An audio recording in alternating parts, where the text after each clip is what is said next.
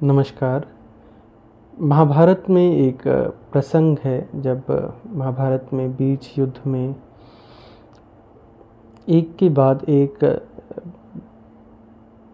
पांडव सेना के जो महारथी हैं वो द्रोणाचार्य द्वारा मारे जाते हैं। तो उससे चिंतित होकर पांडव ने एक रणनीति द्रोणाचार्य के विरुद्ध बनाई थी, जिसमें भीम को जाकर द्रोणाचार्य के सामने ये कहना है कि उनका पुत्र अश्वत्थामा मारा गया। हालांकि वो जिस अश्वत्थामा की बात कर रहे रहते हैं वो उनका पुत्र ना होकर एक हाथी रहता है। भीम द्रोणाचार्य जी के पास जाते हैं और कहते हैं कि अश्वत्थामा हतो, यानी कि अश्वत्थामा मारा गया, और ईत नरेव कुंजरो, तो आगे का है कि यानी कि जो अश्वत्थामा मारा गया जो कि वास्तव में हाथी है, हाथी अश्वत्थामा नाम का हाथी मारा गया। लेकिन जैसे ही भीम इस बात को कहते हैं, अश्वत्थामा हतो कहने के बाद भगवान कृष्ण शंख बजा देते हैं ताकि द्रोणाचार्य आगे की बात नहीं सुन पाए। हम सब एक ऐसे सूचना के दौर में रहते हैं, एक ऐसे इंफॉर्मेशन वर्ल्ड में हैं जहां सूचना तो अब तक परोसी जाती है, लेकिन उन सूचनाओं का जो आधार है वो अश्वत्थामा हतो की तरह ही है, यानी आधी सूचना। हमने एक प्रयास किया था अपने चैनल जो हमने 2020 में बनाया था, मिस्टिक्स ऑफ इंडिया, और जिससे लगभग कुछ हज़ार लोग जुड़े, लाखों लोग उसके व्यूवर्स रहे।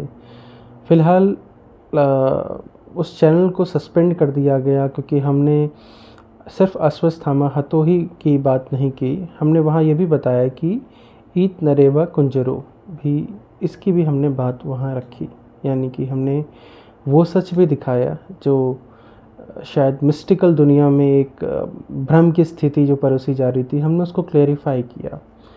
बहुत सी बातें उसमें आधुनिक फ़िलोसफर्स की थी, यूजी कृष्णमूर्ति की थी, ओशो रजनीश की थी, जद्दू कृष्णमूर्ति की थी, और भी रमना महर्षि की थी, काफ़ी लोगों की उसमें बातें थी, और उन बातों को परोसा गया जो कि वास्तव में ऑथेंटिक है।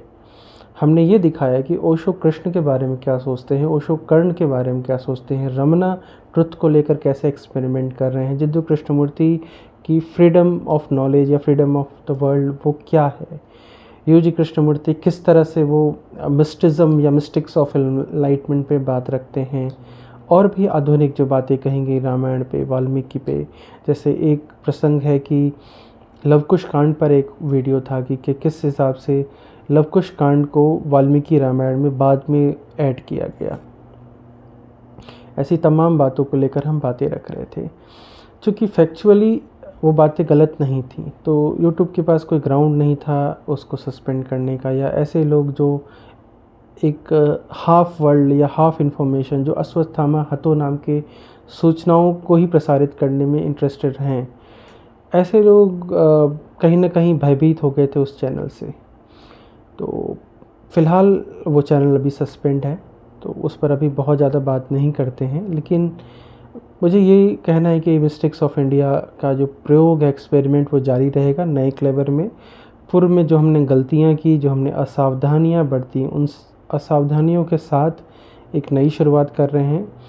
तो जो लोग भी, आप सब जो लोग भी उस चैनल से जुड़े थे मिस्टिक्स ऑफ इंडिया के उस पार्ट से, बिल्कुल हमारा तेवर बिल्कुल वैसे ही रहेगा। हमारा सत्य को लेकर जो प्रयोग है, जो एक्सपेरिमेंट है, वो बिल्कुल उसी एटीट्यूड से आगे बढ़ेंगे।